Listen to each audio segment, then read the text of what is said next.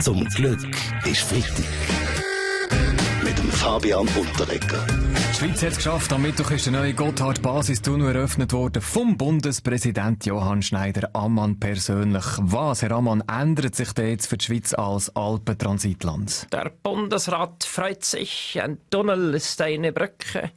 Ein Brückenschlag, das ist das, was die Schweiz als Land braucht. Ich habe selber als Kind, wenn ich alleine eine große Flasche Rivella getrunken habe, im hohen Bogen von der Brücke runter auf die fahrenden Schiffe habe ich... Okay, gut, das ist ein bisschen viel Information, oder? An dieser Stelle. Einmal haben wir auch alte Handgranaten. Wir haben alte Handgranaten mit Kuhfladen eingerieben und mit Kaugummi. Gut, okay, danke, Herr Ammann. Weltwochen-Chefredakteur Roger Köppel, es spielt ja gar nicht so eine Rolle, was der Bundespräsident uns hier sagt. Der hat sowieso eine Kontrastmeinung. Loch im Berg, Loch in der Kasse. Um was geht's?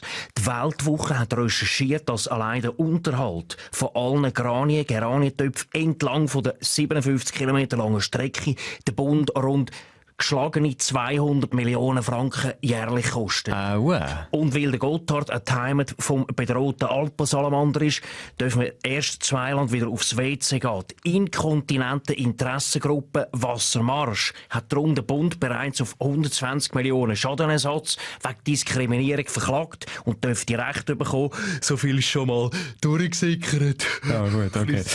Ja, was ihr wieder wisst, Herr Köppel. Was wir aber... Alt-SVP-Nationalrat Christoph Mörgeli mit Bohrmaschine in voller Baumontur. Ja, das staunen Sie. Aber schauen Sie, das Loch ist noch lange nicht fertig.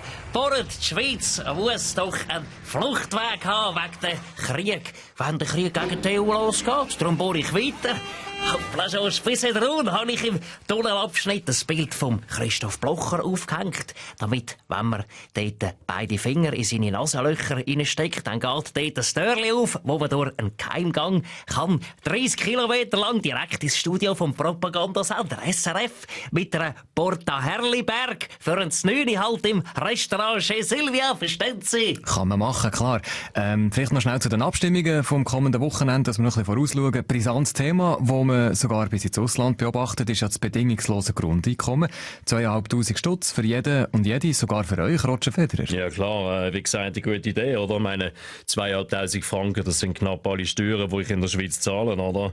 Und hey, ich meine, wenn der Stan sich so ein paar neue Hosen kaufen kann, für mich okay, oder? Und für ein Kind soll es ja noch 625 Franken dazugeben. Ja gut, darum haben wir etwa 5 bis 7 Kinder, oder? Dann habe ich jetzt Steuern praktisch wieder drin, ist klar, oder? Jetzt sagen aber, aber jetzt sagen einige, dass gehe ich eigentlich zu weit, so Geld ohne Arbeit. Grüner Nationalrat Bastien Giraud. Ja, also, nein, wir von der Grünen Partei finden, dass wir weitere bedingungslose Beiträge bekommen, nicht nur für Kinder, sondern auch 500 für einen Hund, 400 für eine Katze, 300 für ein Meersäule in der Familie. Darf es noch ein bisschen mehr sein vielleicht? Ja, dazu noch 300 Franken, wenn eine Großmutter im Haushalt ist, aber sie muss noch leben. Zum Glück ist Freitag. Alle Folgen auch immer online als Video. srf3.ch